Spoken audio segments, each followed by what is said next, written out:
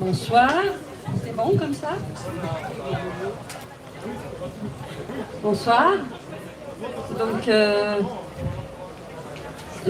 moi je suis Alexandra Carrasco, suppléante de Claire de Mathieu. Et donc je vais vous raconter un petit peu comment, pourquoi je me suis jointe à ce projet de liste électorale. Alors, je suis, moi, d'origine chilienne. Vous connaissez peut-être ce slogan qu'on chante dans les manifestations. Dernièrement, je l'ai beaucoup entendu. El pueblo unido jamás será vencido. Vous connaissez? Donc, le peuple uni ne sera jamais vaincu. Donc, cette chanson, elle vient du Chili, et il se trouve que c'est mon père qui l'a coécrite. Donc c'est une chanson qui m'a accompagnée une grande partie de ma vie, qui m'a formée, hein, je dirais presque. Et donc vous aurez peut-être deviné que je suis arrivée en France en 1973 au moment du coup d'État donc de Pinochet qui a pris le pouvoir. Après 3 ans de gouvernement d'unité populaire de Salvador Allende, qui a marqué, donc il faut savoir qu'il a été élu en 1970, en pleine guerre froide, à un moment donc où le bloc occidental et soviétique étaient les deux puissances qui dominaient le monde, et il y avait quelques pays non alignés, dont le Chili.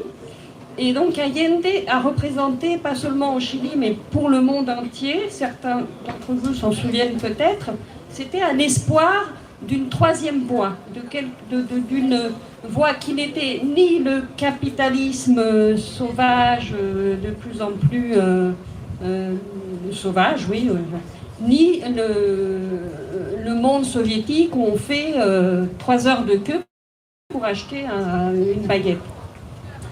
Et donc, je suis arrivée en France, j'ai au début milité un petit peu dans les jeunesses communistes quand j'étais jeune, j'ai travaillé au Secours populaire, enfin.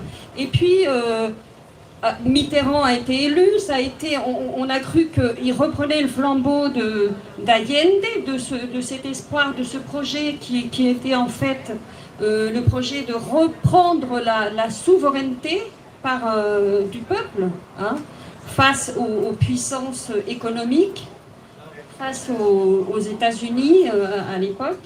Et en fait, très vite, on a été déçus. Et d'élection en élection, on s'est rendu compte que qu'on vote à gauche, à droite, de toute façon, c'était la même chose, et c'était de pire en pire, c'est-à-dire que le fossé se creusait de plus en plus entre les pauvres, les riches, de plus en plus de pauvres, de plus en plus de gens très riches. Et voilà quoi, donc on allait voter comme ça, moi, comme tout le monde, hein, en râlant, mais on faisait rien finalement. Et puis est arrivée cette crise du Covid, et ça a été une claque pour moi, et je me suis réveillée en sursaut d'une certaine manière. J'ai commencé à m'intéresser de plus près à tout ce qui se passait, à la manière dont on votait les lois, etc. Et j'ai commencé à me rendre compte qu'en fait, on n'était plus vraiment en démocratie. C'est-à-dire que quand le Parlement compte 577 députés, n'est-ce pas? Pendant cette crise-là du Covid, où il a fallu, où on n'a pas arrêté de voter des lois, des décrets, auxquels on ne comprenait pas grand-chose, mais enfin, elles étaient votées parfois en pleine nuit, en présence de 50 députés. Est-ce qu'on peut appeler encore ça de la démocratie? Est-ce qu'on peut dire que le peuple est représenté quand une loi est votée par 25 personnes? Voilà, donc, excusez-moi, hein, je débute en politique, donc je lis mes notes. Donc c'est ça qui m'a motivée à faire quelque chose. Je me suis dit, maintenant, ça suffit de se plaindre, il faut...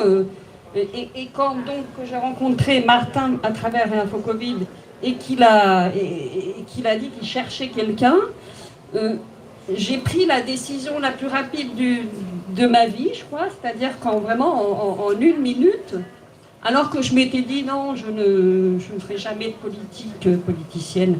Ben, j'ai dit, bon, allez, oui, j'y vais. Voilà, je peux pas, il faut être conséquent. Et voilà, pour moi, le sens de cette liste, c'est ça, c'est commencer à reprendre le pouvoir d'une manière progressive, sûrement, parce qu'on va pas, d'abord, on n'a pas les moyens de le faire autrement. Et pour moi, effectivement, comme disait Martin, commencer par le local, c'est ce qu'il y a de plus réaliste et de plus efficace, parce que on va effectivement inciter les gens à s'intéresser à leurs affaires, aux affaires de la cité. La politique, c'est ça.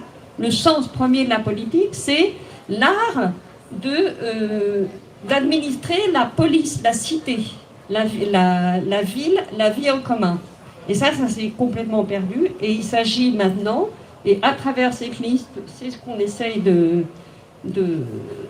d'engager, un mouvement de réengagement des citoyens pour la ville en communauté. Voilà. Qu'est-ce que je peux vous dire d'autre? Ben, c'est tout. Ça, merci. C'est ça.